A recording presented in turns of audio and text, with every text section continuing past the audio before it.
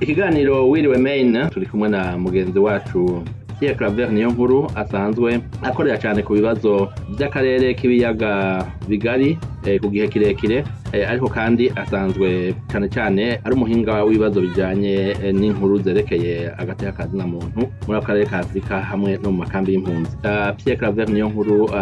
ndaguhaye ikaze. Ndabaramukije n'abariko baratwumviriza. Uyu munsi turashaka tugaruke ku bibazo vyerekeye akarere ko mu buseruko bwa Republika Iharanira Demokarasi ya Kongo kamaze imyaka irenga 30 karimo imvururu, indyane, ingwano, kandi ingwano zirimwo ibisirikare by'ibihugu bitandukanye hamwe n'imigwi itandukanye y'abakongomani hamwe n'abanyamahanga. Ariko cyane tuvuge ku bijanye n'umuhari wa M23 umaze kuva mu mwaka wa 2021 mu mpera wasubiye gufata ibigwanisho wagiriza leta ya Kongo ko itubahije amasezerano ajanye no gusubiza mu buzima busanzwe abahoze ku rugamba hamwe no kubashira mu nzego z'umutekano. Claver, tugitangura abantu bamenyereye ibijanye n'umuhari wa M23 urashobora kutwibutsa uko watanguye naho umaze gufata kuva mu mwaka wa 2021 igihe usubiye gufata ibigwanisho? Murakoze cyane. Umuhari M23 novuga ko ari umuhari udasanzwe tugenje n'imihari yagiye irabaho nk'uko twagiye turakurikira. N'umuhari w'abantu baharanira ukubaho kwabo kandi bakaba iwabo, bitandukanye n'iyindi ivuga ko ishobora kuba iharanira gutembagaza ubutegetsi canke gukuraho izindi nzego. Wowe ukibaho kuva na kera muri mu mwaka wa 2012 na gatatu canke na rimwe gihe bafata kiye gice cyose ca Goma bavuye za Rucuru bakamanuka gushika za Bukavu n'ahandi,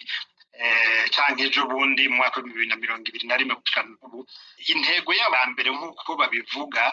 si ugushaka gutembagaza ubutegetsi bwa Kinshasa, ahubwo ni uguharanira agateka itekane ryo kuba iwabo. Twavuga ko rero ari abantu bari iwabo, bari mu matongo y'iwabo, mu misozi y'iwabo, n'ahantu bamenyereye, kandi bamwe muri bo bavukiye mu makambi y'impunzi ari hanze mu Rwanda, mu Uganda canke mu Burundi, abandi nabo bagiye bakuze, n'abantu rero bamenyereye kariya karere, kandi gikomeye kuri bo bavuga bati aha ni wacu tubwiza kubagwanira kandi agateka kacu kubahirizwa. Novuga ko rero ari umuhari udasanzwe, ariko kandi ikindi kitandukanya n'iyindi kumure yabayo canke iriho ni ingufu zidasanzwe uwo muhari ufise, kandi wogiye uraronka mu mwanya muto, hamwe n'ico no kwita nka discipline canke kugira akarangamutima canke discipline yo gukorera ivyo bakora. Ubu muri kino gihe twavuga ko umenga muri ziriya ntara zibiri, muri Kivu ya ruguru na Kivu y'epfo, mbere n'ubu bakaba ariko baramanuka baje epfo za Katanga, ni igice bumenga ni igihugu kiri mu kindi. Niho rero uwo muhari utandukaniye, kuko n'umuhari nk'ubunye igihe umaze washoboye gushiraho administration abatwara naho hakiri inzitizi zimwe, ariko womenga ni igihugu kiri mu kindi muri kino gihe. Uwo muhari rero kandi ugenda ugira abawushigikira benshi, harimwo no mu bihugu bitandukanye, wanashaka mu karere uravye aho bagiye barava, urabona yuko ari umuhari ushigikiwe cyane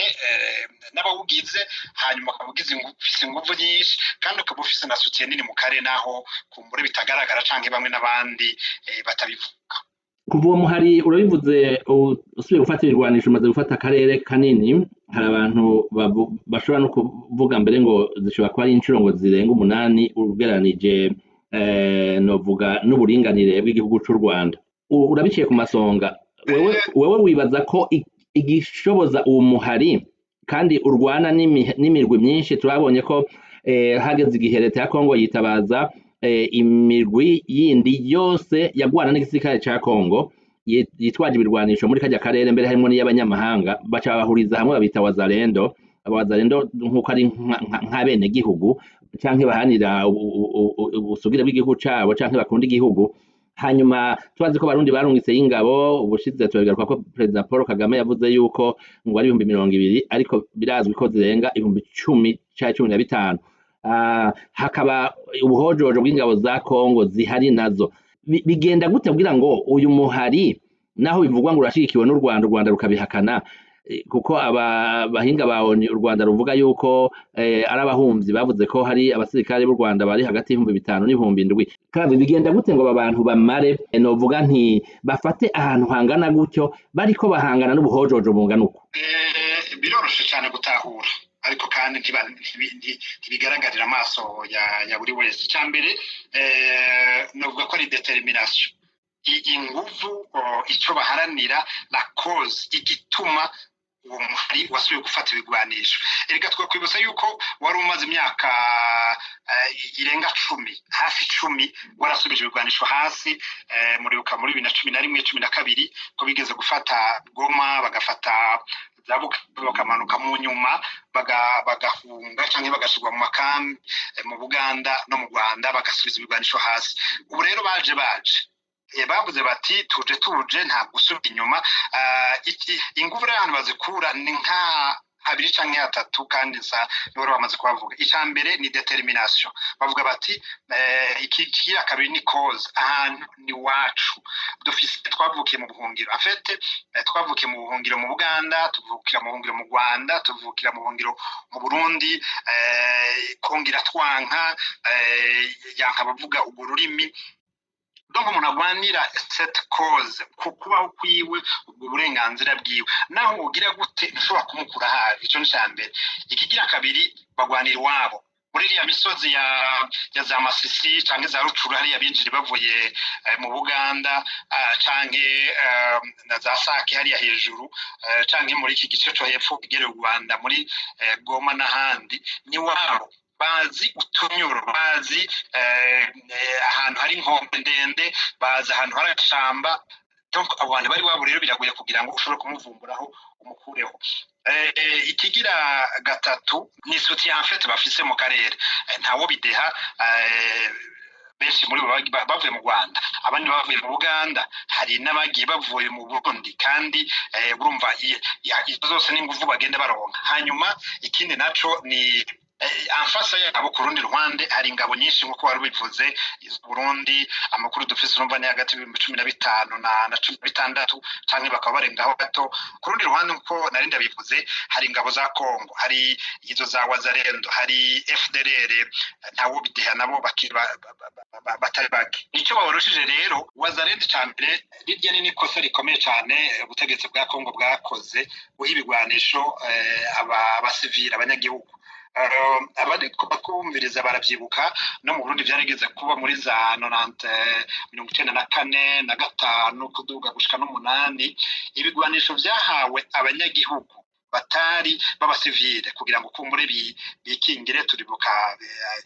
abara abajene gardien de paix turibuka bari abajedebu canke abasanze sheke n'ibiki ibigwanisho bashize muri abo banyagihugu imbaraga bakoresheje kugira ngo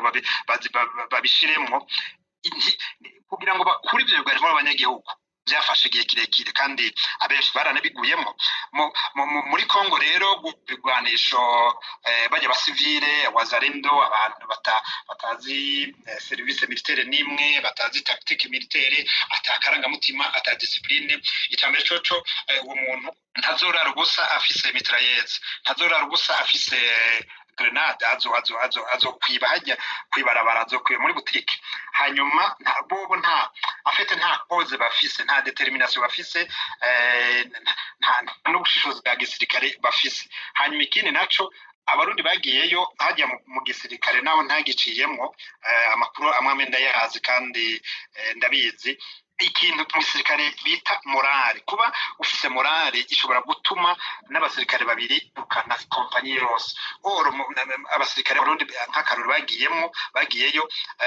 n'abantu bagiye ata morale bafise ico ni cyambere ikigira kabiri turabizi twarabikurikiye hari nabo batwara kugufa wanse kugenda bakamufunga canke bakamwica byarigeze no kuvugwa yuko bashobora kuba batwarayo abenshi ubwoko bumwe nk'aba ex-FAB canke abandi ariko kubera ko ari bake ntibogenda bonyene baravanze n'abandi hanyuma icyo baja kugwanira si wabo ikigira kangahe n'amafaranga bavuga ngo bazohembwa ayarenga igice ntakira imiryango yabo hanyuma umusirikare wo mu Burundi aguye muri Kongo abenshi ntibashikizwa imiryango yabo kugira ngo bahambane iteka abandi nabo bakanyuruzwa canke bagahambwa iyo urumva bo ntiwo kwizera ngo n'abasirikare bari ku rugamba. Hanyuma abandi nabo ni FARDC, igisirikare ca Congo, ni igisirikare kitagira discipline, ni igisirikare kidasenyera ku mugozi umwe. Abantu bavuye Kinshasa canke hirya kure za muri za Equateur bari kurwana hano muri Est, abagira ati la cause ndiko nagwana sindayibona. Urumva rero ni igisirikare novuga ko ari igisirikare ca M23 kiri bien organisé, giteguye neza, kandi uko bari bake bakoresha imbaraga zabo neza, kandi kiri bien formé. Ku rundi ruhande hakaba abantu no kwita nka debandade, ubusimbira hamwe. Donc birosho gutsinda abo bantu bakabafatana ibice bitari bito, kandi nk'uko wari bivuze mu kanya bamaze gufata igice kinini cyane. Nanye ndaba kuri carte ejo bundi, nk'ubu bavuze Masisi yonyene ishobora kuba ari hafi province yose yo mu Rwanda canke province zibiri zo mu Burundi. Donc igice bafashe kuva za Bunagana kuza za Rucuru gaca Igoma ukamabuka Bukavu ukagera Uvira, no bari kuba progressa bamanuka bagenda muri za Katanga canke muri za Tanganyika. Ni igice kinini cyane, ahubwo haruta n'inshuro nka zitatu Uburundi n'u Rwanda bari hamwe. Kandi noneho ikindi kintu cya nyuma gituma bagira ingufu uko kugenda bafata ibice byinshi mu mwanya muto, bituma kandi abo bahanganye umwansi atanguvu akigira. Hanyuma ikindi naco urumva ijya ntambara yagiyemwo benshi bwa kera yari abanyamasisi gusa nabo mu Rucuru, ariko hajemwo abandi, hajemwo Colonel Nanga umunyamasisi, hajemwo Kabila umunyamasisi. Urumva ni ntambara ahubwo yagize koze nini kurusha uko yatangwa imeze. Donc bari abantu n'abantu bari bien organisé, bateguye neza, nkuko natangwe ndabivugaho uvuga uti ni igihugu kiri mu kindi, naco hava wibaza ko ari nk'igisirikare kiri mu kindi ahubwo. Neka vero uvuga ati ni maji biragenda gute kuva Bunagana bazi bayifashe itariki 15 twibukanye, itariki 15 ukwezi kwa gatandatu mwaka w'2022, amezi no kuvuga hafi inyuma y'amezi atandatu nivyo basubiye gufata ibigwanisho. Hama bakaba bageze ibuvira tuza kubigaruka ko bavuze ko bavuyemo. Barafise nico novuga effectif ivyo bitigira bingana gutyo bagenda barasiga aho bafashe. Ubisigura gute? Simaji ariko nkuko natangwe ndabivuga, abantu bafise cause nziza bagwanira, donc bagira ingufu, bagira determination. Hanyuma twibukanye ko en fait Congo, igice kinini ca Congo cashana ha muri Est neza, n'ahantu tuvuga ko atanu ubuyobozi buhamye bwari buhari. Iyo rero abo ba M23 cyangwa bagwanyi bahafashe, biroroshe kwasiga n'abasirikare bangahe bagasiga bahacungiriye kubera haba hamaze kuba habo, kandi ni wabo. Urumva nta kintu kiza kuhabakura. Hanyuma ikindi naco effectif ntawumenya neza effectif yabo, ariko ndibuka ko bagifata Goma bagereranya yuko bari hagati y'ibihumbi 7 n'ibihumbi 11 abantu bari bazwi. Ariko ejo bundi ndasomye raporo ya international process bavuga yuko bamaze kuba double, bamaze kwiyongera kabiri uko batanguye bangana. Kandi ntawo bideha bagenda barongereza abasirikare, bagenda bararukrita. Ubu rero hagiyemwo abantu benshi, hagiyemwo nabo muri abanyamurenge nabo intambara, donc twigwaneho yifatanije nabo. Hanyuma bagenda bararukrita aho bavuye. Urumva aho bafashe ntihabagora kujera, kubera ko haba hasanzwe n'ubundi atabuyobozi buhamye bwari buhari. Aho abantu haroshe guprogressa kugenda ufata, kandi baba bamaze kwerekana ingufu bafise. Nta FARDC isura kugaruka bagenda batera udutero 10, batera utubombe hariya bakoresha amadrone n'iki. Ariko kandi twibukanye yuko ahantu bagenda barafata hanini hari ubutare, hari za nikele, hari za korota, hari inzahabu. Izo nzahabu rero kera zari mu minwe ya leta. Uyu munsi nk'akarero tubaye dufashe kiriya intuzi ya Rubaya, kiriya kirombe ca Rubaya, ni kirombe kirimo inzahabu nyinshi. Hari ibihugu vya rutura rero bishigikiye uriya muhari M23 naho bitagaragara. Buriya butare Rubaya ntigeze hagarika gukora ku bifashwe na M23. Ubutare burimbwa, buracukugwa kandi burashogwa. Umuntu yo kwibaza ati bushogwa hehe buca hehe? aho bushorerwa n'ivyo bintu vya rutura biza bigashikira M23 hanyuma ikindi naco tutokwibagira nuko ahantu hafashwe bahashwe ubuyobozi bwiza hari n'ama ONG za Croix Rouge n'izindi amabarabara aracibwa donc biroroshe cyane gutahura kubera ko bari wabo bafite koze nziza kandi aho bagenda barafata henshi nta buyobozi bwari buhamye buhari. Hanyuma tugaruka ku kintu kijanye n'agateka ka zina muntu twagiye tubona imvugo zidasa kuwa kangahe ku munsi wa mbere naronse raporo ya Human Rights Watch yo yagiriza ingabo z'u Rwanda ikazishira hamwe na M23 ikavuga yuko mu duce tumwe ngo baba barafasha abantu ku nguvu utundi duce bavana impunzi mu makambi ku nguvu bazubizaho ziba ahandi naho barica abantu badashaka kubumvira canke ko babakurikira ngo baze kubagira abarwanyi. Iyo raporo nyine ariko yanavuga no ku ngabo za Kongo nabo ba Wazalendo canke abandi bakorana bitwaje ibirwanisho nabo nyene ko bakora mabi ari mu gufata abagore ku nguvu n'ibindi. Ariko twagiye tunabona ku ruhande rero kubijanye na M23 abanyagihugu mbere hamwe bagira n'imyerekano bavuga bati turashaka ko bahaguma ataho bashitse habituze ati nta muntu bakomakoma kuvyuzi ahantu bafashe biba bimeze gute novuga nti mu makuru we uronka ava ku rubuga. Kwishura ico kibazo ndaguha akarorero ka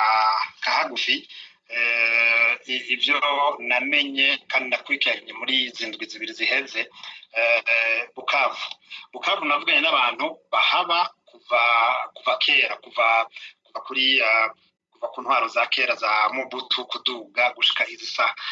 bambwiye yuko umutekano bafise uno munsi atawubigeze bagira kuva intwaro zose zahaciye. Bambwiye yuko hari imigwi y'abasuma baza bakakuguruza bagatwara imigufu bagatwara amashenete abantu bagatwara amatelefoni bakagira iki ariko kugushika isaha umutekano wagarutse nk'ubu navuganye n'umuntu ambwira ati ngiye kunywa agacupa saa 4 z'ijoro saa 5 ambwira ati ivyo bintu ntaho naheruka kubibona nimboneka rimwe donc ahantu bashitse baragerageza bagakora igihushana canke ubudasa bw'ivyahahora bakagarukana umutekano ukwiye. Hanyuma navuganye n'abantu bariko barambuka bavuye Bukavu baja mu Rwanda baciye ku mupaka wa Rusizi hariya Ikamembe. Kera nk'ubu twavuganye kare yambwiye yuko kera hakiri ingabo za RDC hatarafatwa basopa bagakura ufise akazigo canke akagunira bagasambagura bagakuramwo ibintu byose bagaterera ku ruhande ati ariko ubu twaranganye neza mu mahoro n'umutekano nangere nta muntu yatugoye. Hanyuma ubundi nawe yambwiye ati kera twe twaratinya abasirikare ba FARDC tubabonye bicaye ntitwanabavugisha twarabahiye ati ariko ubu unye ngiye kwambuka mvuye Bukavu ngiye mu Rwanda kuri mupaka wa Rusizi ati abasirikare bonyene batwihamagarira ba M23 ati mbega ko mutaturamukije ko mutaduhaye mwiriwe ati mube muturamutsa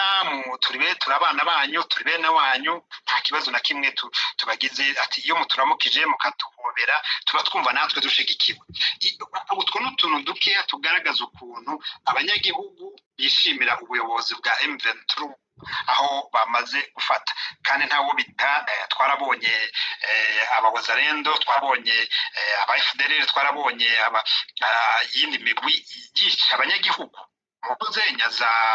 zikabarya zamasizi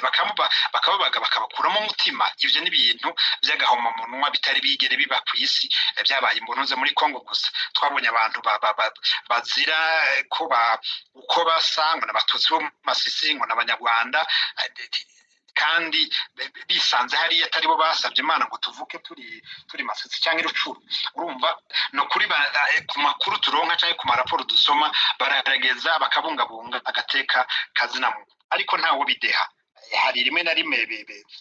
kumure bishobora kubacamwa ari ivyo vya maporo ya za Human Rights Watch bagerageza bakagira ariko nayo maraporo sinayahakana ko nta raporo ikontrediza yohonye nigeze nkora canke ngo nsome mugabo hari raporo usanga harimo ibintu byo gushikuza kubera ko nko muri ayo makaminuza ari hariya amakando de place ari za Masisi n'abiwabo n'abanyamasisi ni bene wabo nta kuntu uri buja kubagirira nabi ari bene wabo ariko nkagaruka nkavuga yuko mu bice birimo intambara nkakurya ibyo guhonyanga gata y'akazi na muntu ntibihara birabaho abantu barapfa abantu baricwa haraba amareglement de compte abantu barasubiranamwo ariko mvuga n'abanyagihugu babo bavuga yuko byotuma kurusha uko byari kera. Turabizi ko mu mpera z'umwaka 2023 Gaclaver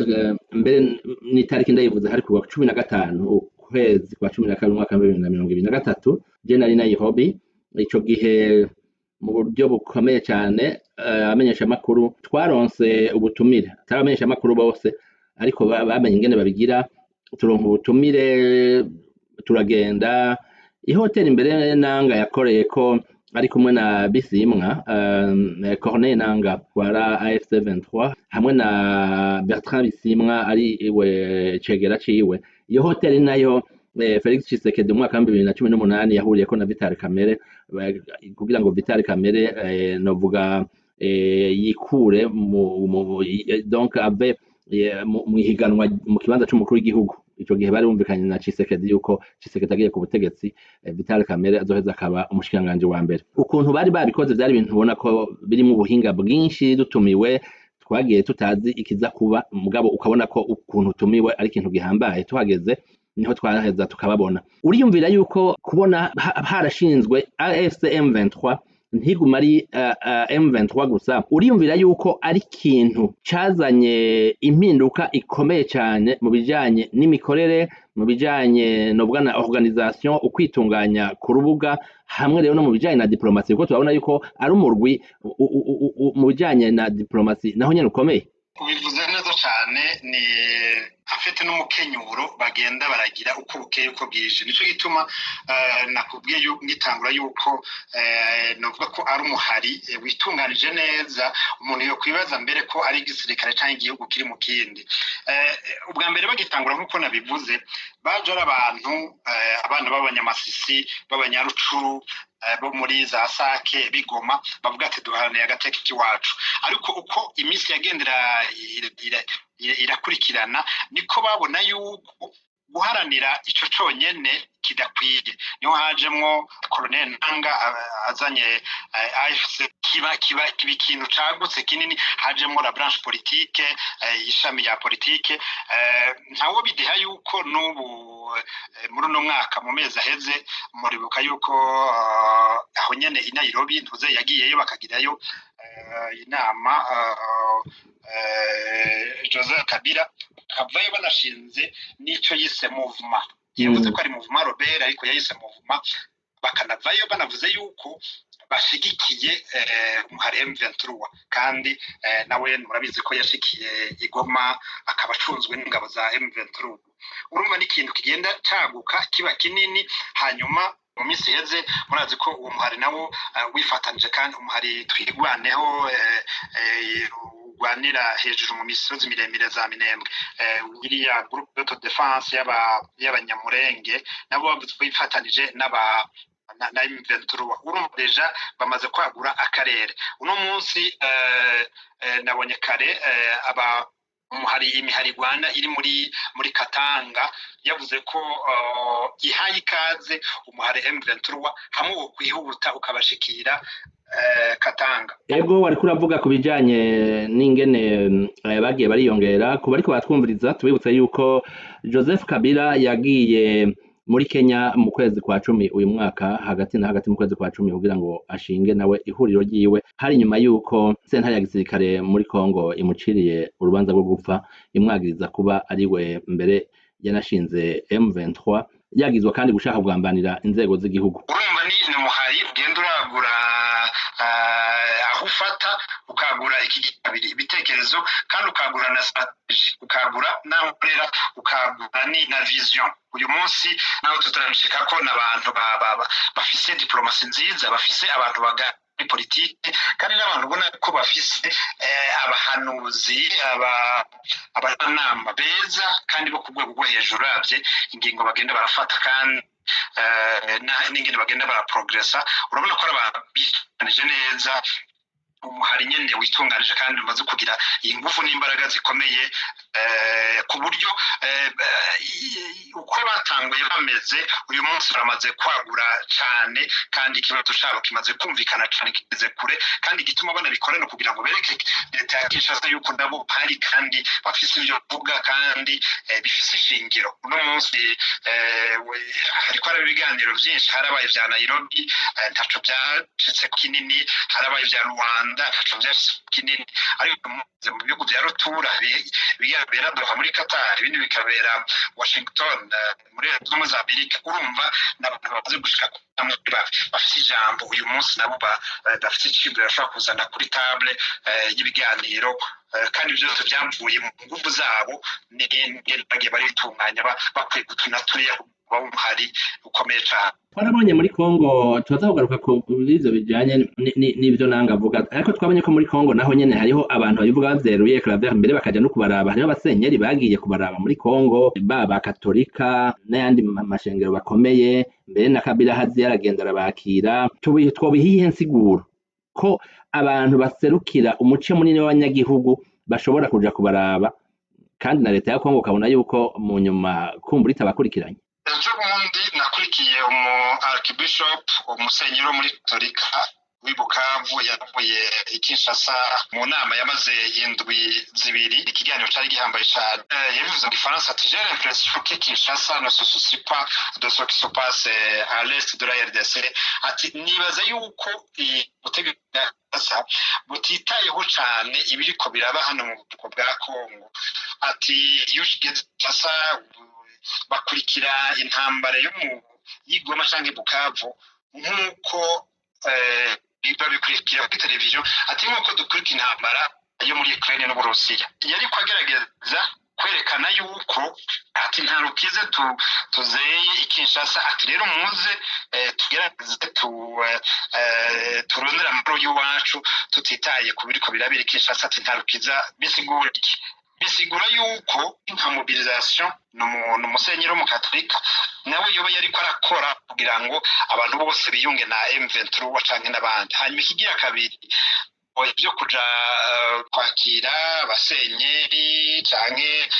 n'abandi bakomakomeye narabonye hariho n'abasebwa byabo bamwe bagiyeyo n'iki byo birasanzwe mu gice intambara kuko iyo abagwanyi bamaze gufata ahantu kana kayigarurira no kuvuga ko baba kontrola ibyo bihabera muri ivyo bihabera rero hariho ivy'ubucuruzi abacuruzi babwira ko kwisumeta canke kwikonforma canke kuja munsi bwo burongozi bushasha buje hariho amashengero y'abakatolika n'abandi hariho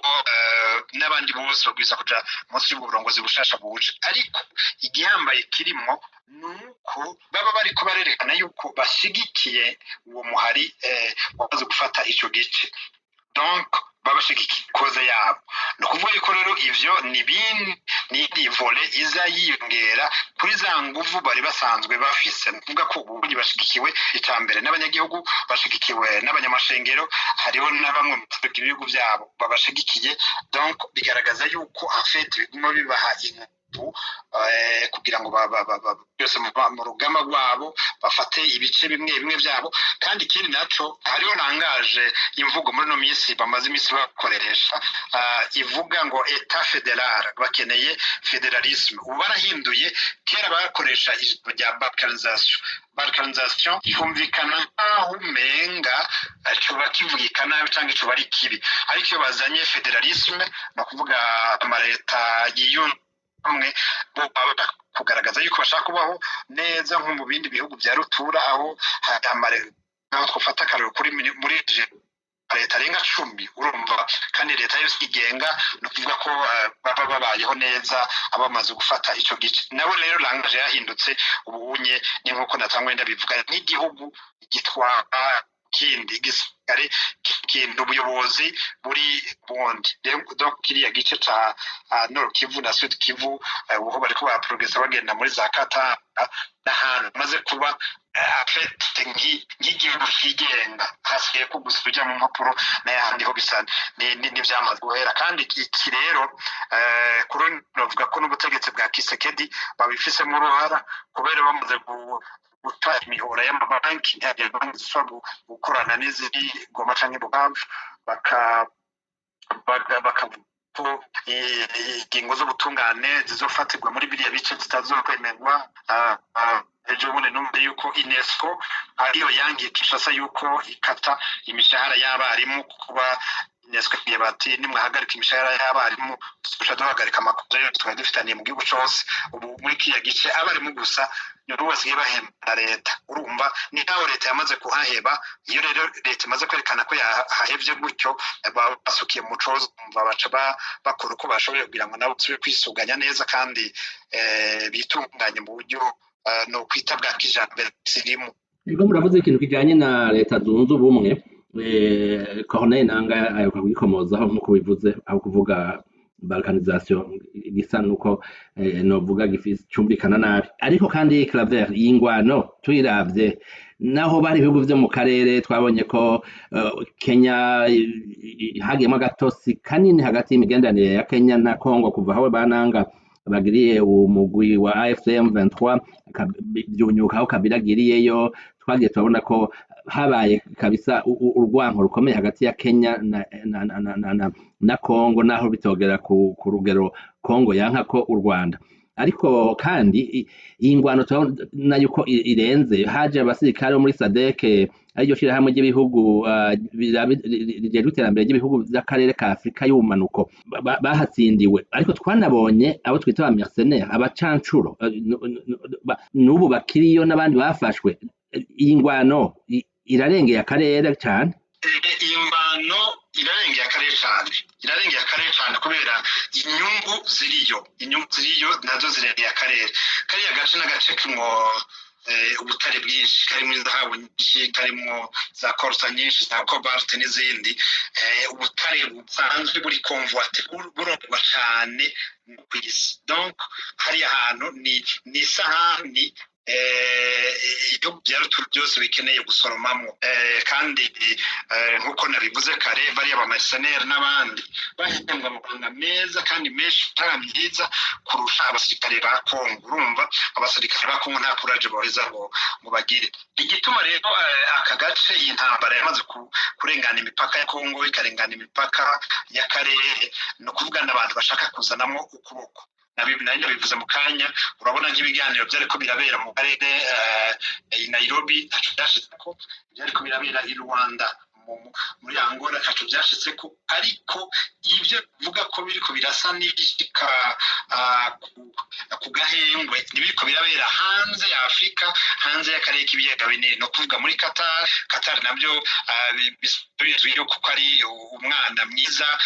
w'ifura mwiza wa Leta Zunze Ubumwe za Amerika cyo twokwita mu Gifaransa mbone élève ndi kwa Leta Zunze Ubumwe za Amerika ibindi kabere Washington byari biriko mu Washington muri Qatar n'umwe n'umwe urumva intambara yamaze kuja hanze y'akarere kandi n'ubundi kiriya gice cya gatanu kirimo ingabo za MONUSCO nta kintu zigeze zigira ahubwo inama nziza ku karere kugerageza fatanya n'abariko bagerageza kurondera amahoro muri kiriya gace nk'ubu nko ku Burundi bwaraye bumaramaye kubera ko ingabo zari zagiye kurwana muri Congo zatashe abamercenaires mu Goma binjirane kuri Grande Barriere binjiye mu Rwanda nako byageze ubundi igihe Uvira yafatwa kare babashiye koridoro bavana hejuru muri Sudete kumanuka turashiye inzira dans koridoro kare barundi gutaha batashe imfunguro nk'ukumwe mu kirundi tuvuga ngo ugiye kuragirira inarumba maramaye abana no mu gutaha bariko bataha baciye epfo za Kalemi bakinjirana mu Nyanza Lake canke urumva ni intambara mfite maze kurenga kubera n'ibiriyo birondegwa n'abarenze abo mu karere k'iyaga binini kandi kajya gace kugira ngo kazoronke amahoro bizogorana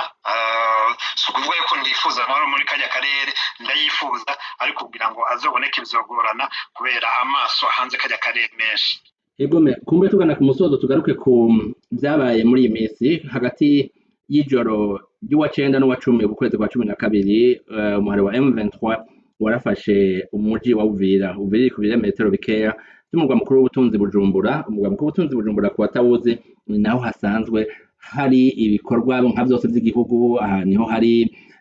amagence ya ONU, niho hari presidence y'igihugu, eka niho hari ubuzima bw'igihugu. Kandi Uvira twari dusanzwe nayo tuzi ko ubu mu gifaransa twavuga ko ari nka poumon économique. Uburundi bumaze imyaka 5 butagira igitoro, ubu abarundi baja ibuvira kurondera igitoro nk'urugero. Mu nyuma kubera igitutu ca Amerika habaye ibintu byinshi na Uvira twibukanye ko bayigezemwo mu kanya sase mu ndwi nk'imwe bari bavuye Kamanyora berekeza Uvira n'ahantu harehare cyane. Ariko mu nyuma rero kubera igitutu ca Amerika ku itariki ya 15 Colonel Nanga yavuze ko bavuyeyo. Amakuru wa 15 ku itariki ya 17 niho Bertrand Bisimwa yavuga yuko baza kuvayo amakuru umunsi wa 4 bakaba bahejeje kuva muri Uvira. Ariko imbere Colonel Nanga yavuze yuko bategerezwa kuba hariho ibintu bibanza kuba nuko Uvira abantu badasubira guterwa, hadasubira kubuza abagizi ba nabi, hakaza novuga n'abasirikare ataho begamiye baza gucungira umutekano w'abanyagihugu. Ibi byo bisiguye iki kubona yuko uyu muhari ushobora kuva ahantu wafashe wibwirije, sinovuga ngo wibwirije ariko n'igitutu kacemera uko twagiye tubona hari n'imihari ishobora novuga ikavuga ati ntitugondwa izo sinyene turabitwaje ibirwanisho ntitugira aho duhanirwa ntitugira iki. Kubwanje kandi biranagaragara ugukura akarenge muri Uvira yari yafashwe na M23 ni intsinzi ahubwo ikomeye cyane no gufata Uvira. Uti kubera iki uyu munsi M23 iri kwiganira na Washington na Leta Zunze Ubumwe za Amerika kugira ngo baveyo, ariko niba ariko baganira na bene icyo gihugu sinzi ko abatotahura. Uyu munsi M23 iganira na Washington aho kuganira na Kinshasa, kuko ubutegetsi bwa Kinshasa busa nkaho buriya businziriye atariho buri mu ntuzenya muri Uvira. Donc so bariko baragana, icyo ni ikintu gikomeye, intsinzi ikomeye kuri M23. Ikigira kabiri yerekana ko M23 ari umuhari w'abanyamahoro ubaha umuhuza kandi badapfa guhubuka, ntibari gukora muri Leta Zunze Ubumwe za Amerika kubera ibiganiro ko biraba kubera n'amasezerano yasinyije. Ari hamwe uvuga Claver uti bafise biboneka ko bafise abajanama mu bijyanye na diplomasi bakomeye. Nari nabishiye ko ndabivuga kare ko bafise abajanama muri diplomasi bakomeye cyane. Ubone ibintu bigaragaza intsinzi yo gusohoka muri Uvira kurusha abashaka kwijamo. Icyambere nayo makivuga ko uko muri kino gihe bariko baganira na Washington, donc bagubwe hejuru ntibariko baganira na mwene igihugu. Ikigira kabiri byerekana yuko abanyamahoro kandi ko bubaha umuhuza. Ikigira gatatu naho bavuze ko bariko barasohoka muri Uvira ntibavuye nkuko bigaragariye amaso kubera iki batayivuga cyane. Bavuze ko Uvira itazoja mu maboko ya Kinshasa canke ya FDC, no kubera ko n'ubundi barashafiseho akarenge kandi bivuze yuko hazoza ingabo atawuzegamiye. Izo ngabo atawuzegamiye rero amakuru turi kuturava muri no minsi avuga ko izo ngabo zishobora kuva muri Qatar, ariko si ingabo zizoza ejo, zizoza mu kibiri canke mu ndwi imwe, bishobora no gutwara n'umwaka canke amezi arenga 6 bariko baraganira bavuga bati izo ngabo zizoza nizihe, zingana gute, zizokora iki, zizoja icyo gihe cyose Uvira izo bikiri mu minwe ya M23 naho bavuze ko bariko baravamo. Donc c'est une autre stratégie na kandi kabije kabo bazanye. Hanyuma intsinzi yo gufata Uvira no kwisikamu nuko bashoboye gukura abasirikare b'abarundi muri kiriya gice hafi nka bose. Ubu bose bariko baravayo kuva ruguru mu Minembwe ukamanuka uciza Uvira bose bariko baravayo nta musirikare. Hanyuma ikindi naco uri Uvira en fait ufise inzira nka zitatu imbere yawe. Uvira bavuze ko bazokurayo abasirikare ariko l'administration territoriale abatware canke ubuyobozi busanzwe bukaba ari ubwa M23. Ikindi naco ku bantu bazi Uvira novuga ko kameze ni nk'ibesani nka bassin n'akantu kari hasi novuga nko mu gacokwe mu mazi, ariko imisozi ikikije Uvira ikaba ariyo ikomeye cyane. Iyo misozi rero ntibazoyivamo. Ikindi naco naringiye kuvuga no ko Uvira yugurura inzira zitatu zikomeye. Inzira ya uri Uvira muri nord ugakomeza uja za Kisangani aho bari mu nzira bagendayo. Iyindi nzira ikurikira ni ija Walikale na za Manyema na Kindu baba bariko baraprogressa bagenda za mu bindi bice by'igihugu, cyangwa ukamanuka muri sud ariko bariko barakora bakaja za Katanga, Kalemi no muri Tanganyika. Ikintu gikomeye bakoze hajya nuko ubu bafashe ibirometero birenga 650 uvuye Kamanyora ukamanuka gushika kuri Tanganyika ku rubi Burundi na Kongo. Ubu tuvugana muri zino saha Uburundi ntibuhana urubibe na Kongo, uburana urubibe na M23. Nakuvuga ngo barabana byanse bikunze barabana. Urumva rero afete ni intego kintu gikomeye cyane barakora muri kino gihe. Ni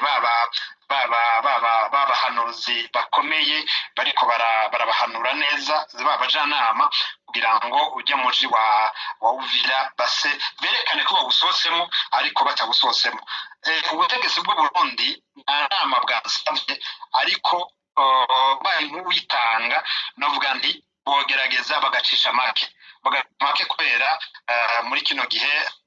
abazi Bujumbura na Uvira n'ahantu boshobora gutera n'ibuye. Iri mu maso ya Uvira iri mu minwe ya M23 turavye mu misozi miremire. Hamwe bashatse uyu munsi ejo bundi twabonye ko amabombe kava mu Burundi amwe akagwa mu Rwanda ayandi akagwa muri Kongo. Hamwe Burundi bwobandanya bwitwara gutyo Evariste Ndayishimiye Burundi yoba ariko arasinya canke arakamira mu coze M23 kubera yoba asa nuko aratanga Bujumbura twibutse ko ari ikibuga c'indege. M23 mu buhinga ifise n'ibikoresho bamaze kuronka harimo intuzenya ibikoresho by'abatura bisa mabombe atewe yabavuye mu Burundi canke ayazanywe n'amadrone. Ubwo bushobozi bafise ntibobura ubushobora kuburuya canke kwangiza bugashindisha Bujumbura. Hama mu misozi miremire ya Uvira bakabombarda ikibuga c'indege biroro, bakabombarda presidence y'u Burundi biroroshe, bakabombarda ikivuko ca Bujumbura biroroshe, bakabombarda ibikorwa remezo bikomakomeye nk'amahinguriro ari Bujumbura za Brasserie n'izindi biroroshe. Nicyo gituma Uburundi ahubwo bari kwitwara neza imbere y'amaso ya M23 kubera basa nuko muri kino gihe bahanganye ariko ingufu nyinshi zo kwangiriza ibintu zifise M23 kubera bo bashobora gucutagira Bujumbura gasa nifuditse ku ikarata mu gihe Burundi byitwaramo neza. None Claver turavye hari ikintu kinatangaje burya twabonye Burundi bwarugaye imipaka n'u Rwanda buvuga yuko u Rwanda rubitse abashatse gutembagaza ubutegetsi mu 2015 bwanya kwigendera President Pierre Nkurunziza Imana imwakire. Inshuro zibiri ni washaka na Nkurunziza yugaye imipaka mu nyuma President Evariste Ndayishimiye aje arayugurura gatoya acasubira kuyugara. Ariko hari ikintu gitangaje kuba bafashe Bunagana M23 yifashe bagafata Goma bagafata Kamanyora no gufata Uvira. Ntitujye tubona leta ya Kongo ifata ingingo ivuga ngo turugaye imipaka n'u Rwanda cyangwa ngo turugaye imipaka n'u Buganda, kandi washaka twibukanye ko hari abasirikare ba Kongo bigeze kwita binjira ku butaka bw'u Rwanda barasigwaho bashika kuri 4 nimba ntihenze hagati ya 3 na 4 kuva mu mwaka wa 2022. Ariko Kongo ntigeze ihagarika ngo irafunza imipaka, yagabanije kumbure amasaha yo kugurura ariko ntigeze yugana imipaka. Iki kintu cyo ugisigura gute? Birasigura ku ruhande rumwe bisigutse kubera iki iyo mipaka yose ubu Kongo ihana n'Ubuganda ihana n'u Rwanda tube turese uburundi kubera uburundi ari Somambike na Kongo umupaka wa Kongo yari gufata ingo ariko ku mipaka y'u Rwanda n'Ubuganda iyo mipaka naho no munsi yohagara wa Kongo Tshisekedi bagari Kinshasa kavuga ngo mpagaritse imipaka ntayoba yugaye kubera si wa control ariko ico twokwita basi mesure symbolique n'imiburiburi je ndavuga yuko ubutegetsi bwa Kinshasa atabajanama atabahanuzi bahanitse bafise nyatoma ejo bundi sinzi neza ko ari byo sindabiverifya namye soma yuko Tshisekedi afise abahanuzi bagera 1400 conseillers ni cyane basinze ko no bita ubusimbira hamwe canke iki ariko abo bantu kugira ngo baguharure ikintu kizima vyogorana ubu gutira abahigi benshi bayobe zimbuga ariko ikindi naco nuko Kongo afete ubwa mbere yasa niriko iraza umuhari M23 basa n'abamadu w'abagaza yuko bosa n'abahesha bagasura inyuma canke bakagira iki nico batari kugara ijya mipaka hanyuma ikigira kanga ku mupaka fatiye nko ku mupaka wa Kongo n'u Rwanda n'umupaka ukomeye cyane wa Goma grande barrière na petite barrière mu mateka bavuga ko ari umupaka ugira kabiri ku isi uca abantu barenga 60 barengana kuri umupaka n'umupaka ugira kabiri inyuma y'umupaka wa Mexique niwo bavuze yuko akuca ko abantu benshi ku munsi umupaka rero Kongo ku munsi abantu barenga 60 bana ku munsi bamwe bava mu Rwanda baje muri Kongo abandi bava Goma baza mu Rwanda abo bantu byari bigoye kugira kugara umupaka kubera n'umupaka ucibwa ko n'abantu benshi kandi ukomeye cyane afete ni naho ejo bundi namye mbona yuko ababuke menshi abantu benshi batakibika amafaranga Goma na za Masisi nahe baza kuyabika baja gukorera Goma ku murango kumugoro bakaza kwisa mu banki y'u Rwanda ari ku Gisenyi donc nahantu hakomeye cyane Kinshasa itari kwikora muri cyo kugira ngo ihugare icyo ni kimwe ariko kandi ikindi kigira kabiri bari gushaka kwa maduwa gukaresa canke ko kwingenga umuhari 23 ngo barabe ko bohesha ikigira gatatu iyo mipaka Kongo yari mu mirimo ya Kongo mu mwanya muto ariko umwanya munini yakije mu mirimo ya M23 igitangaje kandi gikomeye cyane umunsi cyakozwe no kuri kote y'u Burundi uno munsi busigaranye umupaka umwe wo n'igihugu kimwe cyonyene no kwita Somambike c'abagenzi n'igihugu ca Tanzania iyindi mipaka uretse u Rwanda biyuganiye ku mupaka wa Kongo ku gice cya Tanganyika buhagenzurwa n'umuhari M23 kandi nimwe mu ntego za M23 bagira bati icyo gihugu kiriko kirasapotinga gifasha Kongo reka tucugarire imipaka reka tukizenguruke turabe ko kizosubira gufashanya kizosubira kugira ingo ubusirikare kibashobora kuva i Bujumbura ngo baje muri Kongo cyangwa bagene n'indege ba control donc no munsi Burundi bwasiganye umupaka w'u na Tanzania gusa ahandi hose either hakontorwa n'umuhari M23 ku gice cya Tanganyika gushika epfo uvuye Kamanyola epfo mu Rumonge n'Inyanzarake ikindi gice cy'u Rwanda naco Burundi bwari yugariyeko urumva ni na fete ni ntambara irimo uruspekera rw'ibibazo byinshi ariko ubona yuko umuhari M23 ufise abajana ufise abahanuzi bo kujuru kubera ko ingingo yose ifatwa biraboneka ko iba yimviriwe neza mu gihe zifatwa Kinshasa canke abashigikiye Kinshasa kuvuga ko Burundi n'abandi ingingo bafata womenga no guhubuka kandi n'ingingo wabona yuko zitagaragaza umubano mwiza mu karere Kibazo cyane Maclaver twitega iki mu myaka 2 tatira imbere kwa mu myaka ya 90 Laurent Désiré Kabila agera Kinshasa agafata ubutegetsi umunsi abako bakeneye etat fédéral canke leta zunze ubumwe twitega iki mu myaka 2 tatira imbere ko tubona abo bantu bagenda bagashinga administration ubuzima bugakomeza. jewe ndakunda amahoro mu karere kandi ndayakeneye ariko ntayo mbona ko azoboneka mu myaka 3-4 iri imbere muri kano karere k'ibiyaga binini. Kubera iki? Kubera imvo 3 canke 4. Iya mbere iriya ntambara naho hariko hari ibiganiro i Doha na Washington, novuga ko ari ibiganiro vyo gusigana inkore ku maso no guhendahendana, ariko nta ngingo zishitse, nta article ashitse arashikwa. N'aya masezerano Washington n'ayasinyiwe Doha harimo yuko hari cessez-le-feu guhagarika intambara iyo yabaye FARDC irahonyanga ayo masezerano ikaventura nico kimwe. Harimo kwakira ibigwanisho umuhari FDLR w'abagwanyi washize ukoze ubunyabwoko mu Rwanda icya kane. Ico ni ikintu mbona ko kitazoshoboka mu maguru masha. Harimo icyo bita ngo ni cantonnement mu M23 canke kubashira hamwe bagashira imigwanisho bagashigwa mu nzego za ivyo M23 ntiri kwiravyemera kuko nayo kimwe mu byo isaba nuko bazohabwa kariya gace Nord Kivu na Sud Kivu bakakontorora mu kiringo c'imyaka 5 ngo kugira ngo impunzi zose zibanze zitahuke. Leta ko ivyo bizovyemera kuko ivyo biheje gusinya ya Etat Federale kandi Kinshasa itabikeneye. Ikindi naco ni no kurekura imfungwa za politiki canke n'abagwanyi kuri kote ya leta ya Kongo hamwe na M23. Ivyo navyo ni ibintu vyo gusigana inkore ku maso ntibizokunda. Muri make rero ico twitega nuko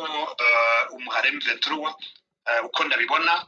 ufise murendi munini wo kubanya ufata ibindi bice kandi aho bafashe bakagerageza bakahadiga amahoro n'umutekano bakastabiliza bakasiga administration. Ariko kandi siniteze ko M23 canke ejo izoshika Kinshasa gufata ubutegetsi bwa Kinshasa ejo kubera amazi iyo muri 1996 siyo ubu 1996 kuri baja gutembagaza ubutegetsi bwa Mobutu. Igihugu cyose cyari kuwarize cyari shikiye intambara yo gukuraho Mobutu, bakagenda kandi byari byoroshe bideplasa n'indege bakavuka indege kimwe bakitura ku kindi. Igihugu cyose cyari kirushe n'ubutegetsi bwa Mobutu. Ariko no munsi biragoye n'uburyo bw'inguruza ntibworoshe gufata ahantu barahafata ariko bahafata bitoroshe kandi hariho inland part igice kinini cy'igihugu kititayeho ibiriko birabera muri kada karere ka Est. Donc badashobora gushika iyo ntambara baraho gusa atacu batwaye gusa boti agarutse n'isawa agarutse naho nibikomeza bibere hari mu myaka ingahe 5-6 iri imbere. Ahubwo mbona gishoboka nuko M23 izava yifatira agace ko mu buso ikakontrola kuko uno munsi bariko bashinga amabanki kubera ko amabanki Kinshasa yahagaritse yayo amafaranga gera. Bariko bashiraho amasentare yabo n'abashamanza bagenda babashiraho bariko bashiraho administration yabo. Icyo mbona gitoka vuba nuko Etat Federal izo kwikora yo nyene tukavyuka mu gatondo bafise igice kinini bakontorora kandi batazokivamo vuba. Kandi kigaragara no kuvuganye n'abanyagihugu bari muri bice byazo gufatwa bigaragaza yuko bakubwiye yuko ko bariko bitwara nk'abantu batazova aho hantu ejo. Donc bastinga bakora ibikorwa remezo bariko barubaka basukura amabarabara bagira iki ku buryo bwa tirimo batazova muri ivyo bice ejo. Balkanisation canke mu rundi rurimi Etat Federal ndayibona ejo mu gatondo kurusha kubona amahoro canke gufata ubutegetsi bwa Kongo. Pierre Claver Niyonkuru urakoze kuri umwihwezo uduhaye. Twibutsa ariko batwumviza yuko Pierre Claver Niyonkuru amaze imyaka irenga 12 akorera ku bibazo by'akarere k'ibiyaga bigari, agakorera ku bibazo bijanye n'ubutungane hamwe rero n'amakambi y'impunzi n'ibindi bitandukanye. Akaba ari mwishira hamwe ryamenyesha amakuru bakora ku byo bita justice transitionnelle. Sinzi ngiye tuvyita mu Gifaransa, mu Kirundi Claver ubutungane bw'inyuma y'intambara. Ubutungane bw'inyuma y'intambara. Hana muri kino gihe twibutse ko Pierre Claver Niyonkuru mu binyamakuru akorera canke imenyesha amakuru akorera harimo Amjambo Africa ari nayo ibategurira ikiganiro Wiriwe Maine. Wakoze ugubwe neza. Twibutse abatwumviriza ko akaryoshe atawukanka kiri hakabuze. Turiho twibuke kugiranira neza. urakoze Claver murakoze namwe Roger Burikaneza